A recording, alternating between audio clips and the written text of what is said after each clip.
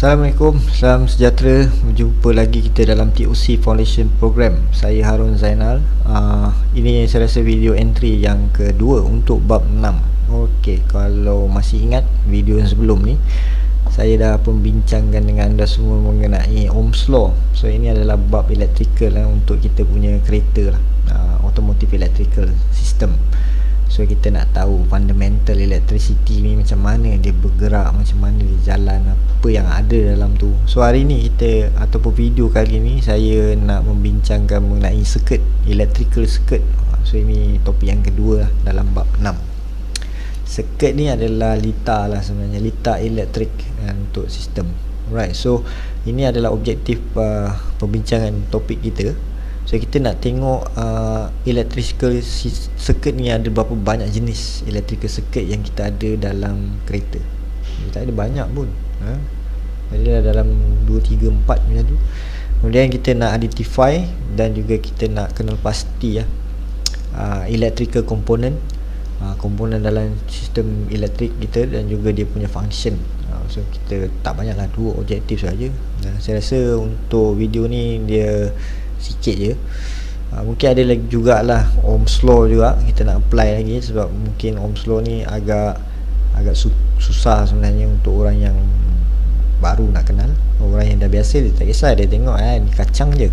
Tapi kalau orang yang baru first time tengok apa benda pula ni V sama alamak apa ni, okay, so dia akan jadi susah. So kita tengok juga, ada juga sampel contoh saya tunjukkan dalam slide ni. Okay, so kita tengok dulu circuit, litar elektrik, electrical circuit. So electrical circuit adalah jalan sebenarnya, laluan untuk kita punya elektron. Elektron tu kita punya elektromotif lah, maksudnya kita punya voltage, kita punya current. Okay, so yang lalu di dalam circuit litar, ini jalan dia lah. Litar tu macam jalan lah, macam kita nak jalan nak pergi mana-mana tempat, so kita ada jalan raya kita. So itu adalah dia punya circuit litar. So basic circuit, biasanya circuit yang basic, biasanya kita ada apa? Kita ada power source, iaitu bateri. Power source lah. Untuk kereta kita ada bateri dengan alternator, itu kita punya power source. Kemudian kita ada kita punya conductor ataupun wire.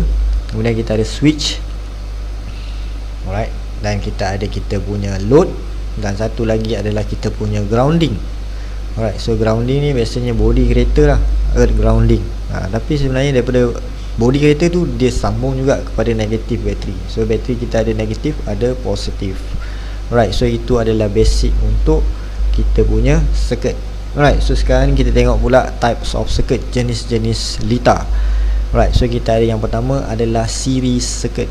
Series, series je, bahasa Melayunya. Current flow in arranged chain of load. Example, resistor, light bulb, and just take only one part for the current to flow. Senang kita nak faham series circuit ni macam mana. Dia punya litar ataupun dia punya circuit ataupun dia punya laluan tu satu jalan je, dia tak ada banyak jalan, ada satu pusingan je. Senang kita cakap dia macam stadium. Kita berlari dalam stadium tu, dia ada satu pusingan saja. Right, so electron movement tu dia boleh jadi daripada negatif ke positif ataupun daripada positif ke negatif. So dia adalah juga ini contradiction ni, orang yang cakap okay, electron flow mesti daripada positif ke negatif. Ada seorang engineer tu cakap macam ni, seorang lagi cakap daripada negatif ke positif. Nak cakap diorang ni sama satu salah, dua-dua betul. Alright, sebab apa? Sebab electron movement macam saya cakap tadi tu, dia bergantung kepada keadaan litar tu. Bagaimana yang lebih banyak resisten, dia tak akan lalu. Right, so dia akan lalu pada bahagian yang kurang resisten. Tapi kalau dah tak ada laluan, dia terpaksa jalan jugalah. So dia lalu je lah. Kalau dah tak ada jalan lain, dia terpaksa lalu. Kalau kita cakap macam laluan tu satu jalan je, kita nak balik rumah, jam, nak tak nak kita rempuh jugalah jam tu. So sama juga macam elektron, tapi dia satu arah sahaja. Bukan satu arah, dia satu jalan saja, satu path. Ini untuk series circuit. Ini untuk kita measure, masuk balik pada Ohm's Law. So kalau kata dalam Ohm's Law, untuk kita measure resistance, biasanya kita nak check resistance. Contoh kat sini kita ada 1, 2, 3 bulb. Right, so 3 load connected together in the circuit. amount of current is the same. Ini dia punya hukum juga daripada Ohm's law tadi. Dia bagi tahu dalam series circuit, current yang mengalir dalam circuit tu dia adalah sama. Maknanya kalau dia 4 ampere, 4 ampere lah. Semua tempat ni dia semua 4 ampere. Dia tetap sama. Tapi yang akan menjadi beza dia adalah dia punya resistance value. Sebab tu kita ada formula untuk measure resistance. Right, so untuk kita measure resistance untuk series circuit, dia punya total resistance, kalau ada 3 load, ada 3 lampu, kita kena campurkan ketiga-tiga resistance tersebut dan kita akan dapat kita punya total resistance. Bagi contoh kat sini kita ada 3 bulb tadi, bulb 1, bulb 2, bulb 3. 2 campur 4 campur 6, so kita dapat total adalah 12 ohm total resistance untuk circuit series. Ini sebagai contoh je. Kalau dia ada kata resistance dia ada 6, tambah 6 tu. Ada 10, tambah 10 10. Ada 12, tambah 12 12. Ada 100, tambah semua 100.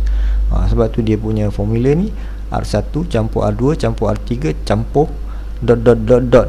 Dot ni dia cakap tak kisahlah berapa banyak pun kita ada resistance, kita campur je lah untuk kita dapatkan kita punya total resistance. Dan kita dah dapat total resistance tu, kita masukkanlah balik dalam formula kita tu, V sama dengan IR tu tadi. Kalau kata kita nak dapatkan kita punya current lah, berapa current yang kita ada. So kita tak tahu current, tapi kita tahu kita punya resistance. Voltage kita tahu, tapi kita tak dapat current. So kita kena measure dulu kita punya total resistance. Okay, so next punya types of circuit. Jadi circuit yang seterusnya, kita ada parallel circuit. Parallel ni maksudnya selari, siri dan selari, lita yang selari. So apa perbezaan dia? Perbezaan dia current yang flow, maksudnya current yang lalu, dia akan lalu pada branches, maknanya lalu pada simpang yang berbeza-beza, mengikut berapa banyak simpang lah. Contoh kat sini kita ada 3 simpang, 1, 2, 3. Right, so current yang lalu ni pula dia akan terbahagi juga. Dia ada current yang beza-beza. So mungkin kat sini 4, sini mungkin 2, sini mungkin 3. So dia bergantung kepada resistance pada sempang-sempang tersebut. Dia beza sikit dengan siri tadi. Siri tu current dia sama seluruh lita tu, tapi untuk parallel circuit ni dia ada beza. Setiap simpang tu dia ada dia punya ampere dia sendiri. So itu senang untuk kita faham. Right, so apa kegunaan parallel circuit ni pula dalam sistem kereta? So guna dia, contoh macam kita punya lampu. So kenapa dia ada buat parallel circuit? So parallel circuit ni dia ada advantage dia. Advantage dia dari segi mana? Contoh satu lampu tak menyala, lampu yang lain still boleh menyala berbanding series circuit. Kalau series circuit dan tadi tu satu lampu padam, dua lagi pun tak boleh menyala walaupun dia masih elok. Tapi still lagi kita gunakan series circuit dalam kereta. Contohnya untuk safety system. So make sure lah kalau benda ni rosak, make sure everything else pun tak boleh jalan. Sebab kalau ni rosak, contohnya brake, tak ada brake, bahaya. So maksudnya circuit tu dia akan buat dalam series circuit. Contohnya untuk ECU punya circuit. So brake ABS tak jalan, so secara automatic engine tak boleh start. So engine akan dimatikan. Sebab apa? Sebab untuk keselamatan. Okay, so ini contoh lah. Okay, so kita ada kegunaan dia setiap circuit tu. So untuk kita dapatkan pula kita punya total resistance, dia beza sikit. So ini adalah formula dia. Kita kena letak 1 atas dia. 1 bagi dengan total resistance. So diibarat sama dengan 1 bagi R1 tambah 1 bagi R2 tambah 1 bagi R3, dan seterusnya kita dapat. So inilah. So kalau contoh yang tadi tu kita masukkan dalam formula ni, inilah total resistance yang kita dapat, 0.85 ohm untuk yang tadi tu. So ini.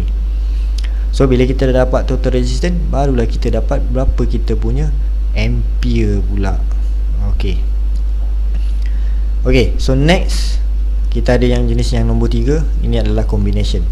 So maknanya dalam lita tersebut kita ada kombinasi di antara series dengan parallel.